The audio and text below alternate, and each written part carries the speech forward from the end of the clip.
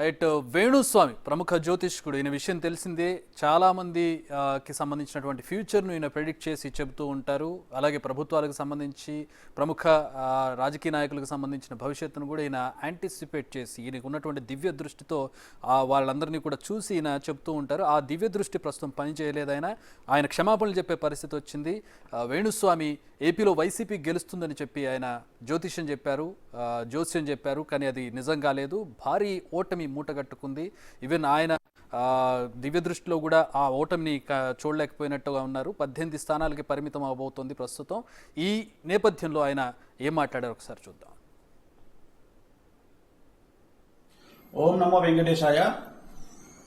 So ఎన్నికల ఫలితాల గురించి దేశవ్యాప్తంగా మరియు ఆంధ్రప్రదేశ్ రాష్ట్రానికి సంబంధించి నేను ఇచ్చినటువంటి ప్రిడిక్షన్లో నేను నరేంద్ర మోడీ గారి ప్రభావం తగ్గుతుంది అని చెప్పడం జరిగింది. అలాగే ఆంధ్రాలో జగన్మోహన్ రెడ్డి గారు గెలుస్తారు అని చెప్పడం జరిగింది. నాకున్నటువంటి విద్వత్తు, నా విద్యను అనుసరించి నేను చెప్పడం జరిగింది. సో నేను చెప్పిన దాంట్లో సెంట్రల్లో మోడీ ఆధిపత్యం అనేటువంటిది తగ్గింది, ఒకటి జరిగింది. రెండవది ఆంధ్రప్రదేశ్లో జగన్మోహన్ రెడ్డి గెలుస్తాడు అని చెప్పి నేను చెప్పినటువంటి ప్రిడిక్షన్ తప్పింది. సో జనరల్గా జాతకాన్ని బేస్ చేసుకుని మాత్రమే నేను చెప్పడం జరుగుతోంది. సో చాలా రోజుల నుండి నన్ను విమర్శిస్తూ ఉన్నవాళ్ళు, నన్ను ట్రోల్ చేస్తూ ఉన్నవాళ్ళు ఒక లక్ష్యంగా చేశారు. సో ఈ రోజు నేను చెప్పినటువంటి ప్రిడిక్షన్ 100% తప్పయింది. దాంతో ఖచ్చితంగా నేను ఒప్పుకుంటా ఉన్నాను. సో ఇన్ని రోజులు నాతో సహకరించి నాతో ఉన్న వాళ్ళకి, అలాగే ఇక ముందు నన్ను ఫాలో అయ్యి నాతో ఉండే వాళ్ళందరికీ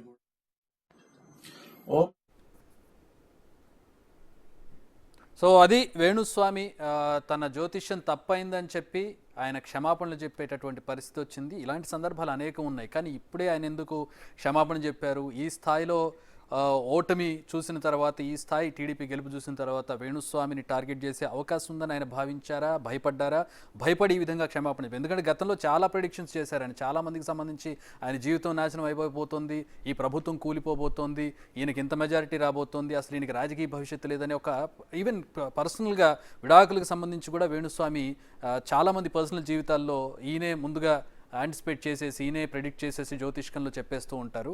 సో దానికి సంబంధించి ఇప్పుడు టీడీపీకి సంబంధించి వైసీపీకి సంబంధించినటువంటి ఈ ఈ పోరాటంలో ప్రస్తుతం ఆయన వైసీపీ ప్రభుత్వాన్ని మళ్ళీ ఏర్పాటు చేస్తుందని, వైసీపీ గెలుస్తుందని, జగన్మోహన్ రెడ్డి మళ్ళీ ముఖ్యమంత్రి అవుతారని ఆయన ప్రెడిక్ట్ చేసి చెప్పారు. కానీ ఆయన ప్రెడిక్షన్ నిజం కాలేదు. దానికి ఆయన క్షమాపణ చెబుతున్నారు. సాధారణంగా జ్యోతిష్కులు ఈ విధంగా క్షమాపణ చెప్పడం అనేది ఉండదు. ఎందుకంటే వాళ్ళకున్నటువంటి శక్తి సామర్థ్యాల మేరకు, వాళ్ళకున్నటువంటి నమ్మకాల మేరకు అవి చెబుతూ ఉంటారు. ఒకసారి అవుతుంది, ఒక్కొక్కసారి కానటువంటి పరిస్థితి. గతంలో ఎన్నడూ లేనట్టు విధంగా వేణుస్వామి ప్రస్తుతం క్షమాపణ చెప్పి నా ప్రెడిక్షన్ తప్పైందని చెప్పి ఆయన ఒప్పుకుంటూ ఉన్నారు.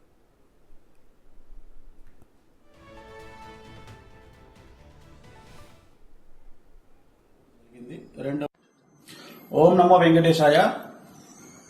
సో ఎన్నికల ఫలితాల గురించి దేశవ్యాప్తంగా మరియు ఆంధ్రప్రదేశ్ రాష్ట్రానికి సంబంధించి నేను ఇచ్చినటువంటి ప్రిడిక్షన్లో నేను నరేంద్ర మోడీ గారి ప్రభావం తగ్గుతుంది అని చెప్పడం జరిగింది. అలాగే ఆంధ్రాలో జగన్మోహన్ రెడ్డి గారు గెలుస్తారు అని చెప్పడం జరిగింది. నాకున్నటువంటి విద్వత్తు, నా విద్యను అనుసరించి నేను చెప్పడం జరిగింది. సో నేను చెప్పిన దాంట్లో సెంట్రల్లో మోడీ ఆధిపత్యం అనేటువంటిది తగ్గింది, ఒకటి జరిగింది. రెండవది ఆంధ్రప్రదేశ్లో జగన్మోహన్ రెడ్డి గెలుస్తాడు అని చెప్పి నేను చెప్పినటువంటి ప్రిడిక్షన్ తప్పింది. సో జనరల్గా జాతకాన్ని బేస్ చేసుకుని మాత్రమే నేను చెప్పడం జరుగుతోంది. సో చాలా రోజుల నుండి నన్ను విమర్శిస్తూ ఉన్నవాళ్ళు, నన్ను ట్రోల్ చేస్తూ ఉన్నవాళ్ళు ఒక లక్ష్యంగా చేశారు. సో ఈ రోజు నేను చెప్పినటువంటి ప్రిడిక్షన్ 100% తప్పయింది. దాంతో ఖచ్చితంగా నేను ఒప్పుకుంటా ఉన్నాను. సో ఇన్ని రోజులు నాతో సహకరించి నాతో ఉన్న వాళ్ళకి, అలాగే ఇక ముందు నన్ను ఫాలో అయ్యి నాతో ఉండే వాళ్ళందరికీ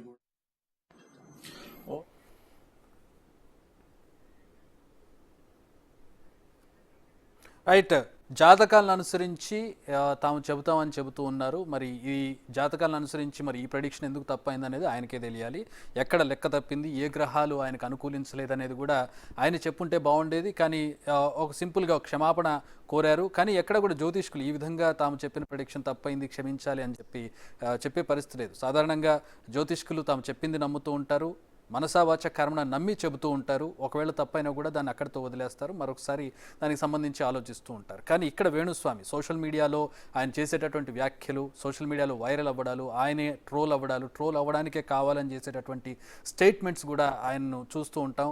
సాధారణంగా కళ్ళజోడు పెట్టుకుని చాలా స్టైలిష్గా చెప్పేటటువంటి వేణుస్వామి ప్రస్తుతం కళ్ళజోడు తీసేసి చాలా అంటే ఒక పశ్చాత్తాపం ఆయన ముఖంలో కనపడుతుంది. ఈ పశ్చాత్తాపం మరి టార్గెట్ చేసినందుక, లేకపోతే రేపొద్దున్న మరేమైనా సమస్యలు వస్తాయనే కారణంతో క్షమాపణలు చెప్తున్నారనేది ప్రస్తుతం ఇక్కడ మనం చూడొచ్చు. ఆయన క్షమాపణలు చెప్తున్నారు. తను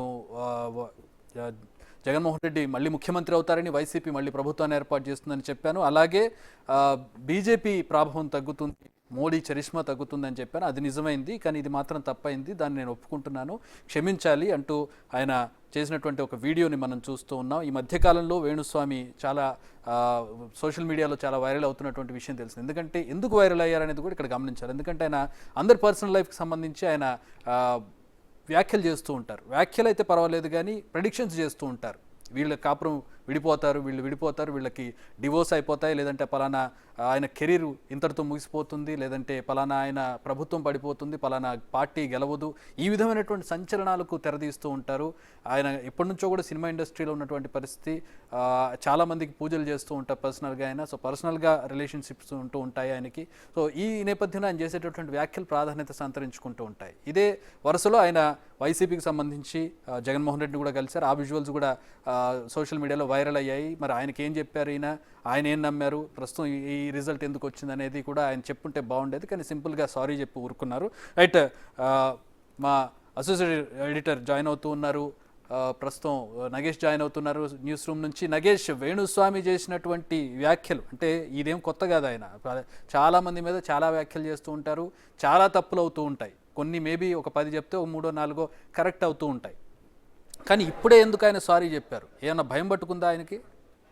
ఖచ్చితంగా సారీ చెప్పాల్సిన సమయం అయితే ఖచ్చితంగా ఆసన్నమైందని చెప్పవచ్చు. ఎందుకంటే ఈ మధ్య కాలంలో వేణుస్వామి జాతకాలు అనేది రివర్స్ యాంగిల్లో వస్తున్నాయి. ఎందుకంటే మొన్నటికి మొన్న తెలంగాణలో ఎన్నికలు జరిగాయి, అప్పుడు కూడా కేసీఆర్ ముఖ్యమంత్రి అవుతాడు, కేసీఆర్కి రాజయోగం ఉంది, రేవంత్ రెడ్డికి నష్టజాతకుడు, అసలు రేవంత్ రెడ్డి ముఖ్యమంత్రి కాడని చెప్పిన పరిస్థితి. కానీ ఫలితాలు చూస్తే మాత్రం మళ్ళీ రేవంత్ రెడ్డి ముఖ్యమంత్రి అయ్యాడు, కేసీఆర్ ఓడిపోయిన పరిస్థితి. ఈ మధ్య కాలంలో జగన్కు సంబంధించి కూడా జగన్కి రాజయోగం ఉంది.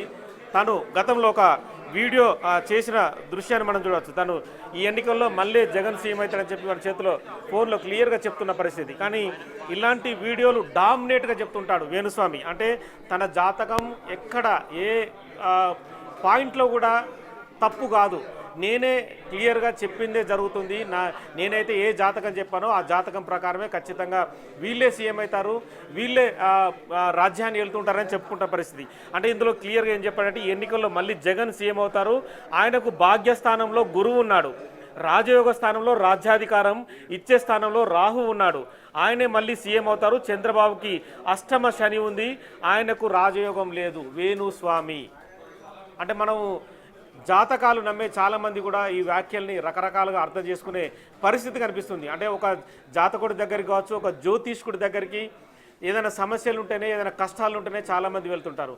అలాగే వేణుస్వామి కూడా చాలా పాపులర్ అయిన పరిస్థితి. ఆయన అపాయింట్మెంట్ ఈయన స్పెషాలిటీ ఏంటంటే ఈ దగ్గరికి ఎవరు వెళ్ళకపోయినా కూడా వాళ్ళ జాతకాలు చెప్తూ ఉంటారు.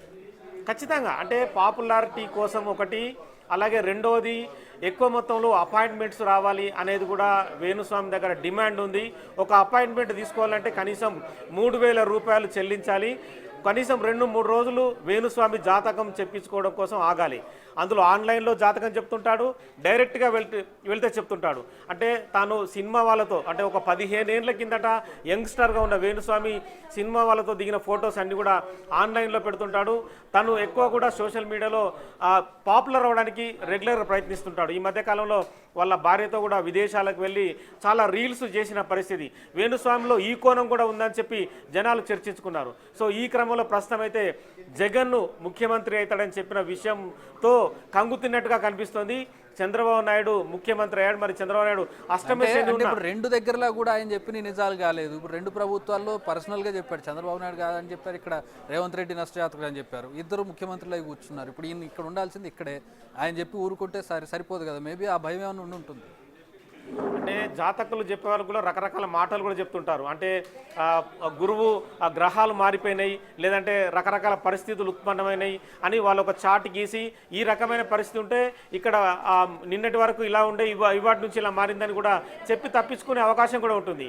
కానీ జ్యోతిషం అనేది క్లియర్ కట్గా మనిషి నమ్మకం విశ్వాసం మీనే ఆధారపడి ఉన్న వ్యవహారం ఇది. మరి ఈ వ్యవహారంలో ఖచ్చితంగా వేణుస్వామి ఇరుక్కున్నాడని చెప్పొచ్చు. మరి రెండు రాష్ట్రాలు అంటే ముఖ్యమంత్రి రేవంత్ రెడ్డి అయితే ప్రస్తుతం అయితే వేణుస్వామికి సంబంధించి ఎటువంటి పట్టింపులు అయితే పట్టించుకోలేదు.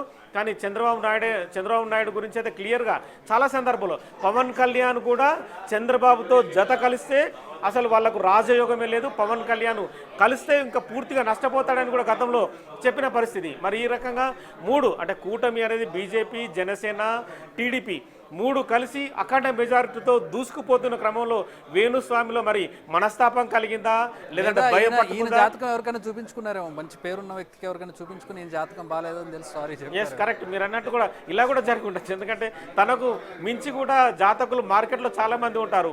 మరి ఈయనకు మించి అంటే నీకు వేరే పరిస్థితులు ఉత్పన్నం అవుతున్నాయి, వేణుస్వామికి మరి అష్టమ శని ఏదన్నా ఉందా, లేకుంటే వేణుస్వామి ఆ సమస్యల్లో ఇరుక్కుంటాడా, వేణుస్వామి ఇంకో రకమైన ఇబ్బందుల్లో పడతాడనే విషయాన్ని కూడా మీరు చెప్పినట్టు వేరే జాతకుడి దగ్గర జాతకం చెప్పించుకొని మరి ఆన్లైన్లో వచ్చి ఒక వీడియోని బయటకు మరి వదిలి ఆ రకంగా మళ్ళీ కూడా ట్రోల్ అయ్యే పరిస్థితి కనిపిస్తుంది. ఎందుకంటే ఇప్పటికే వేణుస్వామి చాలాసార్లు లక్షల సంఖ్యలో వేణుస్వామికి సంబంధించిన అభిమానులు కావచ్చు, వ్యతిరేకులు కావచ్చు, చాలామంది ట్రోల్ చేస్తూ వేణుస్వామిని ఎప్పటికప్పుడు ఇది చేస్తుంటారు. అంటే ఆ ట్రోల్స్ చేయడమే కూడా నాకు చాలా మంచిది, ఆ ట్రోల్స్ నాకు కావాలి అని కూడా ఒక్కొక్కసారి అతను గర్వంగా చెప్పాడు. ట్రోల్ అవ్వడానికే కొన్ని వ్యాఖ్యలు కొన్ని ఇవి చేస్తుంటారు. అయితే ఇక్కడ మనం ఇక్కడ జ్యోతిష్యానికి సంబంధించో లేదంటే జ్యోతిష్కులకు సంబంధించి ఇక్కడ తప్పు పట్టేది ఏమీ లేదు, వాళ్ళకి సంబంధించింది కాదు ఇది.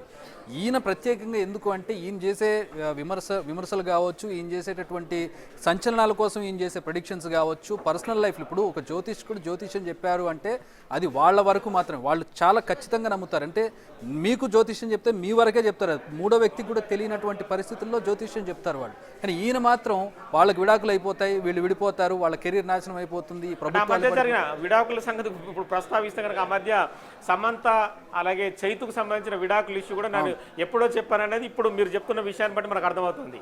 అంటే ఒక జ్యోతిషుడి దగ్గరికి మీరైనా నేనైనా ఎవరైనా సరే కూడా కుటుంబ సమస్యలు ఉంటే, భార్యాభర్తల మధ్య మనస్పర్ధలు ఉండడం, తండ్రి కొడుకుల మధ్య వేరే రకమైన ఇష్యూస్ ఉండడం, ఆస్తి గొడవలు, భూ తగాదాలు ఉంటేనే వెళ్ళి సమస్యకు పరిష్కారం అడుగుతుంటారు.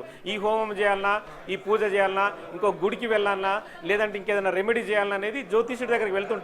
కానీ ఇలాంటి అపనమ్మకమైన వ్యవహారాలు చాలా ఇబ్బందికరమైన పరిస్థితిని క్రియేట్ చేస్తాయి. చాలా కాన్ఫిడెన్షియల్ గా ఉంచాలి జ్యోతిష్కుడు కూడా. వాళ్ళు నమ్మేదాని ప్రకారం ఖచ్చితంగా ఒక వ్యక్తికి సంబంధించిన విషయాలు చాలా కాన్ఫిడెన్షియల్ గా ఉంచుతూ ఉంటారు, ఎవరికి మూడో వ్యక్తికి చెప్పరు. కానీ కాన్ఫిడెన్షియల్ అనేది ఇక్కడ వేణుస్వామి దగ్గర లేదు కదా. నేను చంద్రబాబుకి జాతకం బాగలేదు, అష్టమ శనిలో ఉన్నాడు, ఓడిపోతాడు, అంతే క్లియర్ కట్ గా చెప్పడమే ఆయన పని.